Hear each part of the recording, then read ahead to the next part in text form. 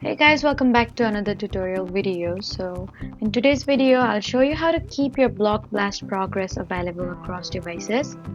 So first, open Block Blast on your original device and check whether the game provides an account, cloud save, or data sync option. And if the game asks you to sign in or connect an account, then use the same account you plan to use on your second device.